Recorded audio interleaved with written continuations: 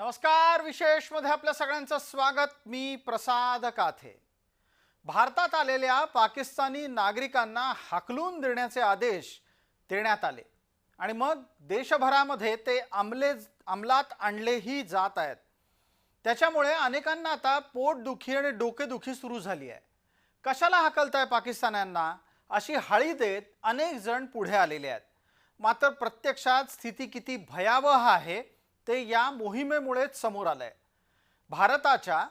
भारतीय व्यवस्थेच्या पार आतपर्यंत पाकिस्तानी नागरिक घुसल्याचं चित्र या मोहिमेत समोर आलंय. याला जबाबदार कोण हा प्रश्न त्यामागे अत्यंत स्वाभाविकरित्या उभा राहिलाच. देशभरामध्ये पाकिस्तानी नागरिकांचं हे काही प्रमुख चेहरे स्वरूपातलं वर्तन. आपल्या समोर असलेले हे पाकिस्तानमध्ये पिटाळले गेलेले 5 प्रमुख चेहरे आहेत असं म्हटलं तर गैर वाटू नये.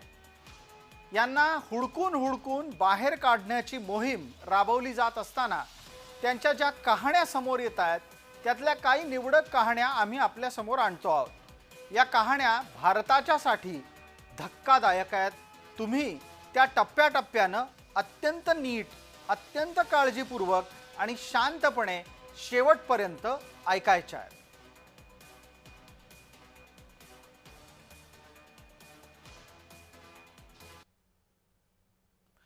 सगळ्यात पहिली कहाणी आहे ओसामाची. हा माणूस पाकिस्तानी नागरिक आहे. तो पाकिस्तानी नागरिक असून सुद्धा भारताच्या निवडणुकीत मतदान करून चुकलाय. आता हे कसं होऊ शकतं हाही प्रश्न आहे. पण ही कबुली दस्तूर खुद्द ओसामानं दिली आहे आणि म्हणूनच ओसामाला हे जमलं असेल तर अशा प्रकारे आणखी किती पाकिस्तानी नागरिक भारतात घुसून भारतातल्या निवडणुकांमध्ये मतदान करतायत असा प्रश्न पडतोच. हे सगळं कमी की काय तर या मंडळींनी आत्तापर्यंत भारताच्या अनेक सुविधा मिळवलेल्या आहेत. या ओसामाचंच म्हणणं आपण ऐकणार आहोत. तुम्हालाही कळेल की त्यानं भारतात राहून काय काय उपद्व्याप केलेत. यहाँ तो ये बोलना चाहूँगा कि हमें मोहलत दी जाए, ठीक है, प्रॉपर एक हल निकाला जाए. अब मेरी एग्जांपल ले ले, मैं कहाँ जाऊँगा? As I told you, I have done my 10th and 12th as well from this side, right. So अभी मैं परस्यू कर रहा हूँ बैचलर्स, तो मैं कहाँ जाऊँगा? वहाँ पे जाऊँगा, मेरा फ्यूचर क्या है वहाँ पे, है ना. मेरी एक्सपेक्टेशंस जहाँ की थी कि मैं आप ये कंप्लीट करूँगा अपनी पढ़ाई, फर्दर में क्या करूँगा क्या नहीं. सरकार से मैं यही अपील करूँगा, देखो सबसे पहले तो प्रैक्टिकली होकर सोचा जाए, ठीक है. सबसे पहले ये सरकार से मैं अपील करूंगा कि आप कुछ टाइम की मोहलत दे दें, कुछ हल निकालें, कुछ टाइम की मोहलत दे दें. अब जो फैमिलीज यहाँ पे पिछले 20-20, 30 सालों से रह रही हैं, हमने वोट भी कास्ट किया, हमारे हर एक डॉक्यूमेंट्स यहाँ के बने, आधार कार्ड है, इलेक्शन कार्ड है, राशन कार्ड है, हमारा डोमिसाइल है मेरी यहाँ की, बाकी सारे डॉक्यूमेंट्स मेरे बने. अब मैं यहाँ से कहाँ जाऊँगा?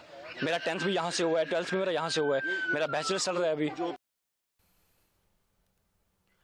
हा ओसामा भारतामध्ये 10वी-12वीचं शिक्षण पूर्ण केल्याच्या नंतर आता पदवीचं शिक्षण घेण्यासाठी थांबला होता. आपलं पाकिस्तानात काहीही भवितव्य नाही याची त्याला कल्पना आहे. पण मुद्दा त्याचं पाकिस्तानात भवितव्य नाही हा नाहीच आहे. या ओसामानं भारतामध्ये आधार कार्ड, पॅन कार्ड सारखी सगळी आवश्यक कागदपत्र बनवली. पाकिस्तानचा नागरिक असताना सुद्धा भारतातल्या निवडणुकात मतदान केलं. आता हा ओसामा एकटा आहे का तर एकटा अजिबात नाहीये. एक खवातीन जिहाद नावाचा विषय गेल्या काही वर्षांपासून सातत्यानं राबवला जातोय आणि यात प्रामुख्यानं आहेत त्या महिला. या महिला पाकिस्तानातून भारतात पाठवल्या जातात. पाकिस्तानी नागरिकांनी आत्तापर्यंत वैध आणि अवैध मार्गानं भारतात प्रवेश मिळवण्याची एक स्वतंत्र यंत्रणा उभी केलेली आहे. यामागे पाकिस्तानचं लष्कर आहे, पाकिस्तानची गुप्तचर यंत्रणा आहे. या बळावर ही मंडळी वर्षानुवर्ष भारतामध्ये राहतात, भारताचे लाभ घेतात, मात्र गुणगान गातात पाकिस्तानचं. मुझे यहाँ 40 साल हो गए भैया. 40 साल से मैं यहाँ रह रही हूँ. मेरे बच्चे 3 हैं. तीनों की शादी हमने की है। पढ़ा इन्होंने इधर ही है, मोदी नगर में पढ़ा है, बाकी दिल्ली से पढ़ के आए हैं। हमने क्या हमने क्या खता की है कि हमें इतनी सख्त सजा दे रहे हैं। ये मासूम बच्चे सफर में इन्होंने इतना अजाब उठाया कि हमने कुछ नहीं खाया है। इस वक्त हमें दरबदर करके इस पुलिस वैन में हमारी बेइज्जती हुई है। ये हम बाइज्जत लोग हैं, हम बाइज्जत शहरी हैं। तो ये क्या कर रहे हैं हिंदुस्तान वाले, क्या कर रहे हैं ये? पाकिस्तानात धाडायला लागल्याच्या नंतर या सगळ्यांना आता रडू फुटलंय आणि हे रडू म्हणजे शुद्ध कांगावा आहे। 40 वर्ष ही मंडळी भारतामध्ये राहिली, ती भारतात नातेसंबंध निर्माण केल्यामुळे। त्यांनी भारतात येऊन भारतात कुणाशी ना कुणाशी तरी लग्न केलं आणि लग्न केलं ते केलं, पण संसार करत असताना भारताचं नागरिकत्व स्वीकारलं नाही। अशाच आणखीन एका पुराव्याला आम्ही आपल्या समोर आणतोय। तकरीबन 43 साल से यहाँ पर ये बस रहे थे और पहले ये इधर ही के थे, फिर गए वहाँ, उसके बाद यहाँ मतलब 40-50 साल हो गए इनको यहाँ रहायशी हैं। तो ये सरासर हमारे साथ नाइंसाफी है। गवर्नमेंट पर भी गवर्नमेंट को सोचना चाहिए कि पहले उनको देखना चाहिए कि मतलब कम से कम रिकॉर्ड पूरा देखना चाहिए कि 40-50 साल एक यूं समझे कि इंसान की पूरी जिंदगी होती है। तो ये हमारे साथ सरासर नाइंसाफी है। बिल्कुल हम गरीब परिवार से ताल्लुक रखते हैं और ये देखें मेरी छोटी छोटी बहनें ये रो रही हैं, अब क्या होगा इनका। हमारे सहारा वही थे सिर्फ वालिद साहब। 40-50 वर्ष आम्ही भारतात राहतोय, आम्हाला का हकलता, असा कांगावा ही सगळी मंडळी करतायत। खरं तर प्रश्न हा उपस्थित राहतो की 40-50 वर्ष भारतात राहताय तर भारताचे नागरिक का नाही झालात? पाकिस्तानचं नागरिकत्व सोडावसं का वाटलं नाही? त्याची उत्तरं या मंडळींकडे नसतात। आपके पति पुलिस में है? हाँ, मेरे पति उस पुलिस में 27 साल सर्विस हो गई उनकी। क्या नाम है उनका? इफ्तिखार अली। उनको भी कहा कि वापस जाओ। उन्हीं को कहा, हमें नहीं कहा। जी। लेकिन हम यहाँ कैसे रहेंगे? ये मेरे छोटे छोटे बच्चे हैं, ये किसके सहारे रह सकते हैं? ये रह सिर्फ उन्हीं का नाम आया कि उनको उन्हीं वापस। का नाम आया, लेकिन आप उन सरकार को हम ये कहते हैं कि पहले हमें मारो फिर उनको भेज दो, क्योंकि हमारा यहाँ पे कोई नहीं है। तो हम यहाँ कैसे रह सकते हैं? हमें किस एवज में ये इतनी सजा दे रहे हैं? हम पे रहम क्यों नहीं खा रहे? मेरे बच्चों पे क्यों नहीं रहम खा रहे? जी, ये कितने लोगों की लिस्ट निकली है? ये हमारे घर के 9 बंदे, ये बहन भाई हैं। और सबको वापस जाना? सबको वापस जाना है। कल से इन्होंने यहाँ रखा हुआ है चौकी पे। आता हे सगळे पाकिस्तानचे नागरिक हे भारतात येतात, भारतातल्या व्यवस्थेवर एक दबाव निर्माण करतात, म्हणजेच भारतातल्या व्यवस्थेचं शोषण करतात आणि हवे असलेले सगळे लाभ सातत्याने मिळवत असलेले पाहतात। कसं ते ऐका। ती पोरं पोचली भारतानी, त्यांचा सगळा खर्च भारत सरकारच्या कृपेने तिचं बाळंतपण पण भारत सरकारने केलं, तिला जेवायला भारत सरकार घालतंय, त्यांच्या मुलांचे शिक्षण काय ते घेत नाहीत, पंक्चर रिपेअर करायचं शिक्षणाला काय लागतं ते सगळं भारत सरकार करतंय। आणि नंतर त्यांच्या मनामध्ये प्रेम कुठलं तर पाकिस्तानचं, ती कशाला पोसायची पुलावर? काही नाही, सगळ्यांना हाकलून दिलं पाहिजे। इथले कुठलेही लोक आता इथे राहण्याच्या कामा नाही। लग्न झालं असलं तर नवऱ्याला जॉईन हो आणि पोरं तर पहिले घेऊन जा। आतापर्यंत ज्या गोष्टी आम्ही आपल्या समोर आणल्या त्या केवळ वरवरच्या रडकथा आहेत। भारतात यायचं, इथलं सगळे लाभ घ्यायचे आणि गुणगान पाकिस्तानचं गायचं, हा या पाकड्यांचा दिनक्रम आहे। त्यातही धक्कादायक प्रकरण काश्मीरात उघडकीस आलंय।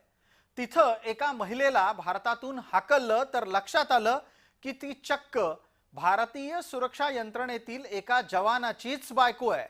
म्हणजे तुम्हाला लक्षात येत असेल की किती खोलवर पाकिस्ताननी घुसखोरी केलेली आहे। आपके पति पुलिस में है? हाँ, मेरे पति उस पुलिस में 27 साल सर्विस हो गई उनकी। क्या नाम है उनका? इफ्तिखार अली।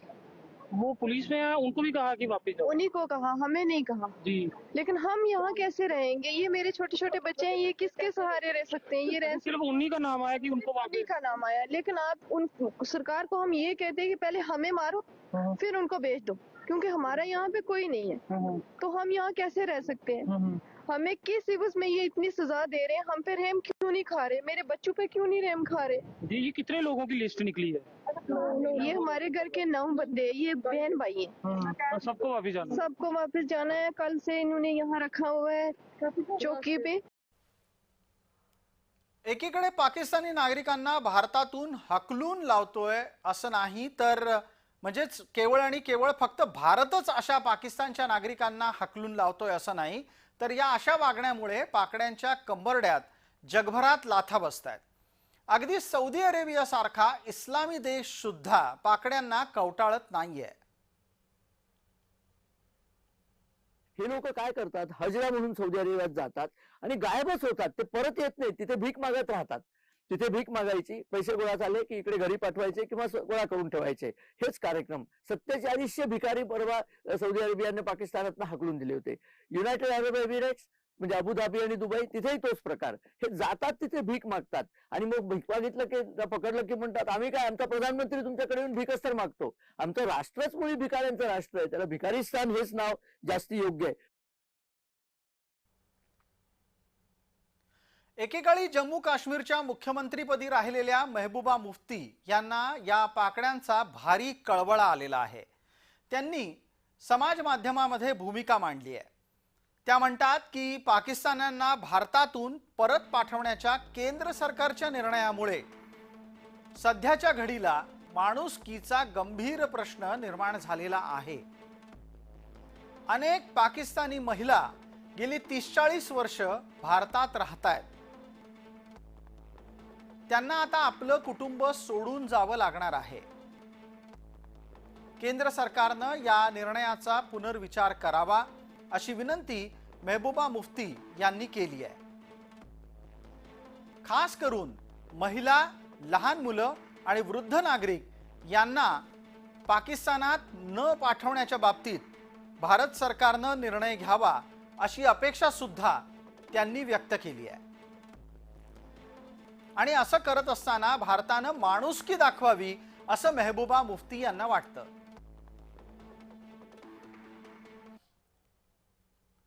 भारतात राहून भारताच्या भूमिकेच्या विरोधात कुरकुर करणाऱ्या या महबूबा मुफ्ती एकट्या नाहीयेत. भारतासाठी असलेल्या प्रत्येक आव्हानाला मोडून काढायला केंद्र सरकार एका बाजूला काम करत असताना वाचवण्याची मागणी सुद्धा जोर धरतीये. ही मागणी प्रामुख्यानं काश्मीरचे नेते करतायत आणि तेच नेते जे एकेकाळी फुटीरतावादी काश्मीर नेते म्हणून ओळखले जात होते. काश्मीरी नेता सज्जाद लोन काय म्हणतोय ते पहा.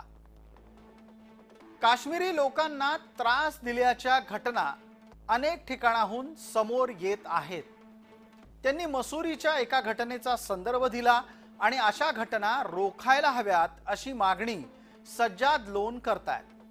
केंद्रीय गृहमंत्री अमित शाह यांनी अशा घटनांमध्ये लक्ष घालावं ही सज्जाद लोन यांची मागणी आहे.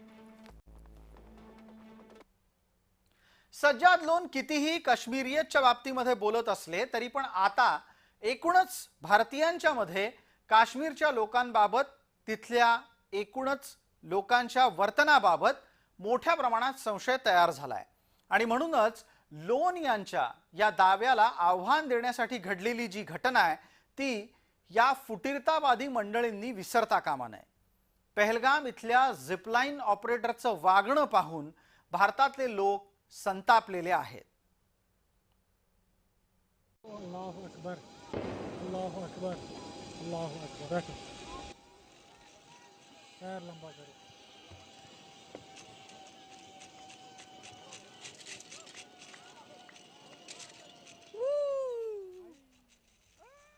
या झिपलाईन ऑपरेटरनं गोळीबार होतोय हे ऐकल्यानंतर सुद्धा पर्यटकाला मोकळं सोडलं आणि अत्यंत असुरक्षित वातावरणामध्ये जाऊ दिलं. जर या झिपलाईन ऑपरेटरला खरोखरच काश्मीरात आलेल्या पर्यटकांची काळजी असती तर त्यानं या माणसाला झिपलाईनचा वापर करूच दिला नसता. हा साहसी खेळ खेळण्यापासून त्या ऑपरेटरनं या पर्यटकाला वाचवलं असतं. पण हा पर्यटक पैसे देऊन चुकलाय, त्याच्यामुळे त्या पर्यटकाला अत्यंत असुरक्षित वातावरणात जाऊ दिलं गेलं. आणि इतकंच नाही, तसं करताना अल्लाहू अकबर, अल्लाहू अकबर, अल्लाहू अकबर असं 3 वेळा म्हटलं. हा व्हिडिओ समोर आल्याच्या नंतर भारतीयांच्या मनामध्ये काश्मीरियत म्हणजेच काश्मीरी पाहुणचाराच्या बद्दल अत्यंत संशय निर्माण झालेला आहे.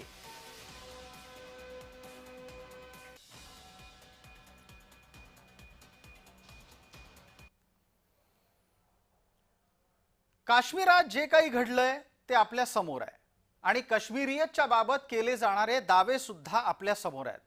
इतकं कमी की काय तर पहलगाम हल्ल्याच्या बाबत काश्मीरी जनतेच्या मनामध्ये काय आहे हे जाणून घेण्यासाठी काही स्थानिकांनी दल सरोवर परिसरामध्ये आलेल्या एका काश्मीरी कुटुंबाशी संवाद साधला. या काश्मीरी कुटुंबात लहान मूल सुद्धा हल्ल्याच्या मागे कोण आहे हे सांगण्यासाठी पुढे सरसावलं. पण या मुलाच्या तोंडून ज्या क्षणाला सत्य बाहेर पडू लागलं त्याच्या आईनं काय केलं ते पहा. हेलो जी जी जी कुछ बोलना चाहोगे छोटू? तो कश्मीर में इतना सारा मतलब अटैक हुआ है, इतना अभी अटैक हो गया, इसके बारे में क्या बोलना चाहोगे? देखिए सर, ये पहले मैं पहले बोलना चाहूँगा, मतलब देखिए एक कश्मीरी ये कभी भी नहीं कर सकता. ओके इसकी मैं गारंटी दे रहा हूँ, ये कश्मीरी कभी भी नहीं कर सकता. ओके अगर कर सकते हैं ओनली ऑन पाकिस्तान. अच्छा, नहीं कर सकते कोई भी नहीं, हमें नहीं पता है. पाकिस्तान नहीं कर सकता है. पाकिस्तान नहीं, पाकिस्तान ये नहीं करेगा. आपको नहीं पता है? सॉरी, आपको क्यों मारेगा? हमें नहीं, हम औरत को नहीं देख सकते. अगर देखिए चलो ठीक है, मैं ये जवाब देना चाहता है. मतलब ओके ओके वेट, अगर पाकिस्तान नहीं कर सकता है फिर कौन कर सकता है, मुझे आप बोलिए. या इंडिया कर सकता है, चलो बैठो. अगर पाकिस्तान नहीं कर सकता है फिर कौन कर सकता है, मुझे आप बोलिए. या इंडिया कर सकता है, चलो बैठो. हा व्हिडिओ तुम्ही नीट ऐकलात. कदाचित ज्या पद्धतीनं तो बोलत होता त्या लहान मुलाची भाषा तुमच्या लक्षात आली नसेल. त्याला थोडासा काश्मीरी टोन होता, ती हिंदी होती, पण ती लक्षात यायला जर तुम्हाला अवघड वाटली असेल तर आम्ही एकदा आपल्याला ती समजावू इच्छितो. हे बारकं पोरगं सुद्धा सांगून जातंय की पहलगामच्या हल्ल्याच्या मागे पाकिस्तानी लोक असू शकतात. पण ज्या क्षणी तो हे बोलतो त्याची आई त्याच्या एक मुस्काटात देते आणि त्याला गप्प बसायला सांगते. ही तीच महिला आहे जी काश्मीरात राहतीये. ही तीच महिला आहे जी काश्मीरातली भारतीय महिला आहे. आणि सगळ्यात महत्त्वाचं म्हणजे व्हिडिओच्या शेवटी ती बिनदिक्कतपणे सांगतेय हल्ला भारतानंच घडवलाय. हे काश्मीरियतचं नाटक आहे. एकदा हा व्हिडिओ परत पहा. सर हेलो जी जी जी कुछ बोलना चाहोगे छोटू? तो कश्मीर में इतना सारा मतलब अटैक हुआ है, इतना अभी अटैक हो गया, इसके बारे में क्या बोलना चाहोगे? देखिए सर, ये पहले मैं पहले बोलना चाहूँगा, मतलब देखिए एक कश्मीरी ये कभी भी नहीं कर सकता. ओके इसकी मैं गारंटी दे रहा हूँ, ये कश्मीरी कभी भी नहीं कर सकता. ओके अगर कर सकते हैं ओनली ऑन पाकिस्तान. अच्छा, नहीं कर सकते कोई भी नहीं, हमें नहीं पता है. पाकिस्तान नहीं कर सकता है. पाकिस्तान नहीं, पाकिस्तान ये नहीं करेगा. आपको नहीं पता है? सॉरी, हमें घर में आपको क्यों मारेगा? हमें नहीं, हम औरत को नहीं देख सकते. अगर देखिए चलो ठीक है, मैं ये जवाब देना चाहता है. मतलब नहीं.